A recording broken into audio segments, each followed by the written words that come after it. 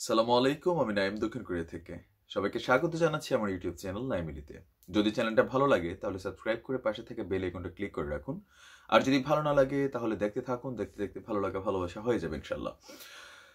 তো দর্শক, আপনারা নিশ্চয়ই এটা জানেন যে আন্তর্জাতিক যেই বিচার আদালত আছে আইসিজি, সেইখানে আপনার আমাদের যেই বাংলাদেশে এই মুহূর্তে আশ্রিত প্রায় 10 লক্ষ রোহিঙ্গা তাদেরকে প্রত্যাবর্তন করা, ইভেন আপনার মিয়ানমারের রাখাইন রাজ্যে 2017 সালে যে গণহত্যা সংগঠিত হয় মিয়ানমারের সেনাবাহিনী কর্তৃক, সেই গণহত্যার বিচার করার জন্য আপনার এই বিষয়টা আন্তর্জাতিক আদালতে আপনার দক্ষিণ আফ্রিকার একটি দেশ গাম্বিয়া তারা আসলে বিষয়টাকে নজর এনেছে।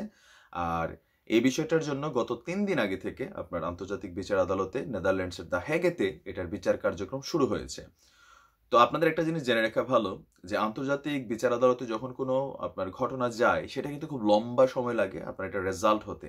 তো মিয়ানমারের এই যে বিষয়টা গণহত্যার বিষয়টা বা এটা সম্পর্কে পরবর্তী সময়ে যে করণীয় দিক নির্দেশনা এটা পেতেও কিন্তু আপনার রেজাল্ট আসতে কিন্তু লম্বা সময় লাগবে। আপনার প্রায় 10 থেকে 15 বছর সময় লাগবে।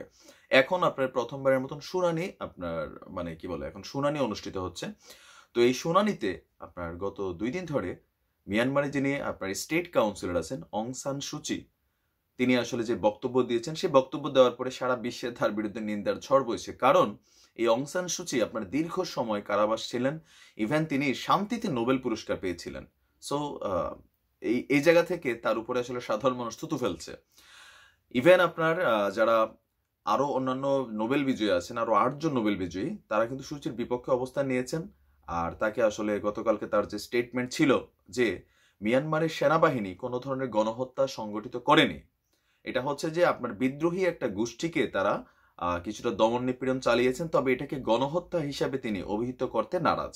তিনি তার দেশের পক্ষে যথেষ্ট যুক্তি দেখিয়েছেন, সেনাবাহিনীর পক্ষে যথেষ্ট যুক্তি দেখিয়েছেন। তো এটার একটা কারণ আছে, কারণ মিয়ানমার কিন্তু আপনার বেসিক্যালি সেনা অধ্যুষিত একটা দেশ। তো সেইখানে যিনি প্রধানমন্ত্রী হতে চাইবেন তাকে সেনাবাহিনীর পক্ষে সাফাই গাইতে হবে, দালালি করতে হবে। আর অং সান সুচি সম্পর্কে এখানে স্ট্রেইট এটাই বোঝা যাচ্ছে যে তিনি তার ক্ষমতা পাকাপোক্ত করানোর জন্য তিনি কিন্তু এটা করছেন। তো এখন বাংলাদেশের আসলে তাহলে এখানে করণীয় কি? যেহেতু বাংলাদেশে প্রায় 10 লক্ষের উপরে রোহিঙ্গা, আমরা গত 2 বছর আন্তর্জাতিক সামান্য অনুদানের পরেও বাংলাদেশের নিজস্ব অর্থায়নে তাদেরকে বেশিরভাগ সময় এখানে আমরা সাপোর্ট করা হচ্ছে। তো এটার ব্যাপারে যদিও আমাদেরকে আপনার যে পাশের মিত্র দেশগুলো আছে তাদের মধ্যে পাকিস্তানের সাপোর্টটা প্রথমে পেয়েছিলাম, ভারতের একটা অনানুষ্ঠানিক সাপোর্ট থাকলেও আপনার সরাসরি কোনো সাপোর্ট ছিল না। আর চীন তো মানে আপনারা বোঝেনই চাইনিজদের কাহিনী। একমাত্র চীন হচ্ছে যারা মিয়ানমারকে চাপ দিলে অনেক কিছু করানো সম্ভব, কিন্তু চীন করছে না। এখন এই আন্তর্জাতিক আদালতে সুচির যে মিথ্যাচার ছিল যে তার দেশের সেনাবাহিনীরা আপনার কোনো ধরনের গণহত্যা চালায়নি, যেটা আপনার আন্তর্জাতিক মিডিয়াতে বেশ কয়েকবার এসেছে। তো এখন প্রশ্ন হলো, ধরেন যদি এখানে সুচির এই মিথ্যাচারের ফলে কি হতে পারে, মানে তিনি যে মিথ্যাচার করছেন এটাতে যদি তিনি আসলে হেরে যান, কারণ এগুলো তো ডকুমেন্টারি। আপনার আন্তর্জাতিকলি যখন কোনো বিচার হয়, আপনার অনেক দেশে আছে, যেমন বাংলাদেশের ভিতরে আমরা যদি হিন্দুদের উপরে ধরুন বড় ধরনের কোনো অত্যাচার করি, অথবা আপনার ভারতে পাকিস্তানের যদি আপনার ভারতে যদি ধরেন মুসলমান কমিউনিটির উপরে অথবা কোনো একটা বিশেষ সম্প্রদায়ের উপরে সরকার বা তার সেনাবাহিনী বা পুলিশ বাহিনী বিশেষ কোনো ঘটনা ঘটায়, অন্যায় অত্যাচার করে, এটার জন্য আন্তর্জাতিক আদালতে কিন্তু মামলা করার সুযোগ রয়েছে। তো সেই মামলাতে হেরে গেলে আসলে ওই দেশের জন্য কি কি সমস্যা হতে পারে। তো যদি আপনার এই আং সান সুচি যদি হেরে যায়, তাহলে আপনার মিয়ানমারের যে অর্থনীতি সেটা কিন্তু একবারেই ধ্বংস হয়ে যাবে। ইতিমধ্যে আপনার রাখাইন রাজ্য থেকে মিয়ানমারের যে একটা মানে জনসম্প্রদায় যখন আপনার অন্য দেশে চলে গেছে, এটা একটা ইকোনমিক্যালি প্রভাব আমি দেখেছি বিভিন্ন আর্টিকেলে যে আপনার পড়া শুরু করেছে ওই দেশের অর্থনীতির উপরে।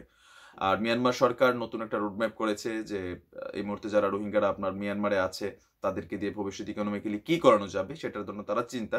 কিন্তু সাউথ এশিয়ার দেশগুলোর মধ্যে আপনার যে দেশগুলো শক্তিশালী সবচেয়ে, যেমন south Korea, Japan, Singapore, Thailand, এগুলো কিন্তু আপনার শক্তিশালী দেশ অর্থনৈতিকভাবে। তো এই দেশগুলা, তারপর হচ্ছে চীন, তো এই দেশগুলা করে কি মানে অপেক্ষাকৃত আপনার যে দুর্বল দেশগুলো আছে, ধরেন বাংলাদেশ, তারপর হচ্ছে ভারত, তারপর হচ্ছে পাকিস্তান, এই দেশগুলোতে তারা ইনভেস্টমেন্ট করে। আর পশ্চিমা বিশ্বের যেমন আমেরিকা আছেন আপনার, বা ইউরোপের দেশগুলো আছে, বা মধ্যপ্রাচ্যের অনেক দেশগুলো আছে, তারা কিন্তু এইসব দেশগুলোতে ইনভেস্ট করে। তো আপনাদের নিশ্চয় অনেকেই খেয়াল করে দেখবেন যে আমাদের বাংলাদেশের বিভিন্ন প্রজেক্টগুলোতে বা আমাদের দেশের প্রধানমন্ত্রীরা যখন বিদেশে যান, মানে বৈদেশিক বিনিয়োগের জন্য বারবার আপনার ইউরোপের বা আমেরিকার দেশগুলোকে তারা কিন্তু আসলে মানে অনুরোধ করেন যে বাংলাদেশে বিনিয়োগ বাড়ান, মিয়ানমারে বিনিয়োগ বাড়ান। তো মিয়ানমারে বিনিয়োগকারী দেশগুলোর মধ্যে সবচেয়ে স্ট্রং হচ্ছে জাপান, কোরিয়া, তারা কিন্তু যথেষ্ট ইনভেস্টমেন্ট করে। আর হচ্ছে আপনার চীন। ইউরোপের দেশগুলোর মধ্যে আপনার এখানে আমেরিকা আছে, যুক্তরাষ্ট্র আছে, তারপর হচ্ছে কানাডা আছে, ফ্রান্স আছে, মানে প্রত্যেকেই তারা ওইখানে ইনভেস্টমেন্ট করেন। তো এখন যদি আপনার নেদারল্যান্ডসের এই আদালতে অং সান সুচির বক্তব্য মিথ্যা প্রমাণিত হয়, এটা হবেই শতভাগ, এটা আপনি শিওর থাকেন, তাহলে মিয়ানমারের জন্য পশ্চিমা বিশ্বের যে আপনার অর্থনৈতিক বিনিয়োগ সেটা কিন্তু সম্পূর্ণভাবে বন্ধ করা হবে, নাম্বার ওয়ান। আর পশ্চিমা বিশ্বের এই বিনিয়োগ ছাড়া মিয়ানমার আপনার ওই রকম মানে হমসে তুমসে যতটুকুই দেয়, এটা কিন্তু খুব বেশি অর্থনৈতিকভাবে আপনার ডেভেলপড কান্ট্রি না। মিয়ানমারের আপনার মানে বৈদেশিক বিনিয়োগের উপরে এই দেশটা এখনো টিকে আছে, আর আমাদের মতন ছোট ছোট যারা দেশগুলো আছে তারা টিকে আছে। সো আন্তর্জাতিক আদালতে বা আন্তর্জাতিক যে মহল আছে তাদের সাথে আমাদের খুব সুসম্পর্ক রেখে চলতে হয়। তো সেই দিক থেকে আপনার এই ইউরোপ সহ এই বিনিয়োগটা যদি বন্ধ হয়, এই একটা ঝামেলা। সেকেন্ড হচ্ছে আপনার এই মিয়ানমারের যে সেনাবাহিনীর প্রধান কর্মকর্তা আছেন বা অং সান সুচি সহ যারা স্টেট কাউন্সিলের সহ বড় বড় পদে আছেন, তাদের উপরে হয় কি আপনার ইউরোপে বা পশ্চিমা দেশগুলোতে আপনার ভ্রমণে নিষেধাজ্ঞা করা হয়। ইভেন তাদের ব্যাপারে আপনার আন্তর্জাতিকভাবে বিচারাধীন কোনো নানান মামলা সামলাও ঝুলাই দেওয়া হয়। তো সেইগুলাতে আপনার আসলে তারা ঝামেলায় পড়েন। আর এখানে আরেকটা বিষয়ে আপনার যেটা পরিলক্ষিত আছে, তাদের সাথে আন্তর্জাতিকভাবে আপনার যে আমদানি রপ্তানি, ধরেন বিভিন্ন দেশগুলা যেখান থেকে তারা আসলে এক্সপোর্ট করে ইম্পোর্ট করে, তো যখন আপনার কোনো একটা অন্যায়কে তারা গায়ের জোরে সাপোর্ট দিয়ে ধরেন এটাকে সঠিক বানাতে চায়, তো ওই দেশের সাথে যাদের বড় বড় আমদানি এবং রপ্তানিকারক দেশগুলো আছে, তারা যাদের সাথে এই সম্পর্কটা আপনার টিকিয়ে রেখেছে, তারাও সেইখানে একটা শক্ত অবস্থান চাইলে নিতে পারে। তবে এই মুহূর্তে চীন এক দেশ, যারা আসলে আমি সবসময় বলি যে চীন কিন্তু কারোই মিত্র না। চীন তাদের নিজস্ব টেকনোলজি এবং কি নিজস্ব যেই ইকোনমিক্যাল ডেভেলপমেন্ট যে আপনার পলিসি, সেটার জন্য তারা কিন্তু অনেক কিছু করছে। অনেকে পাকিস্তানের পক্ষে যখন আপনার কাশ্মীর ইস্যুতে চীন সাপোর্ট করছে, আপনারা ভাবছেন যে চীন আসলে মিত্র দেশ হয়ে গেছে, কিন্তু চীনের ভিতরে আপনার দেখা গেছে উইগুর সম্প্রদায়ের মুসলমানদের দীর্ঘ দিন যাবত তারা কিন্তু অত্যাচার করে যাচ্ছে। আমার বেশ কয়েকটা ভিডিও আছে, আপনারা দেখতে পারেন এটার উপরে।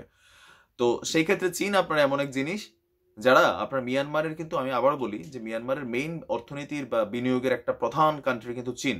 যদিও এই মুহূর্ত পর্যন্ত চীন আপনার মিয়ানমারের পক্ষেই তাদের বেসিক্যালি অবস্থানটা করে রেখেছে, এটা আমরা দেখতে পাচ্ছি। এখন আমাদের বাংলাদেশের মধ্যে যে 10 লক্ষ রোহিঙ্গা আছে, এটা যদি আন্তর্জাতিক আদালতে 10 থেকে 15 বছর সময় লেগে যায়, তাহলে আমাদের বাংলাদেশ সরকার আসলে কি করবে, এটা একটা প্রশ্নবোধক বিষয়। আর আপনাদের আরেকটা জিনিসও খেয়াল রাখা উচিত যে বাংলাদেশ থেকে রোহিঙ্গারা পাসপোর্ট ব্যবহার করে আমাদের দেশের এক শ্রেণীর দালালদের সহযোগিতার মাধ্যমে তারা বাংলাদেশ থেকে বের হওয়ার জন্য খুবই চেষ্টা করছে, আর বিভিন্ন সময় এটা আমাদের সামনে আসছে। ইভেন আপনার তাদেরকে যে নোয়াখালীর ভাষানটেক চরে স্থানান্তর করার জন্য যে প্রক্রিয়া আছে, সেইখানেও কিন্তু আপনার তারা যেতে নারাজ।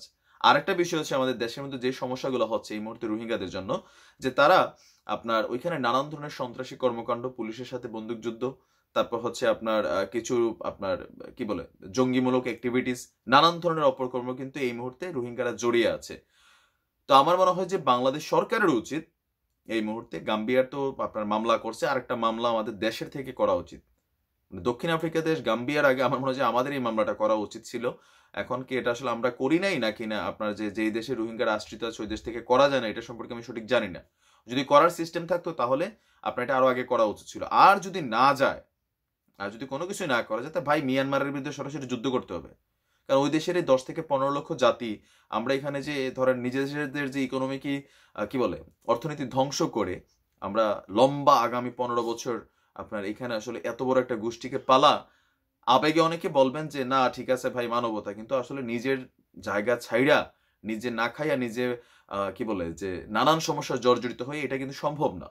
এটা সম্ভব না, বিশেষ করে যারা কক্সবাজার, টেকনাফ ওই অঞ্চলগুলোতে বসবাস করেন, খুবই আপনার মানে কঠিন অবস্থা এলাকার মানুষের, অর্থনীতির উপরে খুব চাপ পড়ছে, বন জঙ্গল সাফ হয়ে গেছে।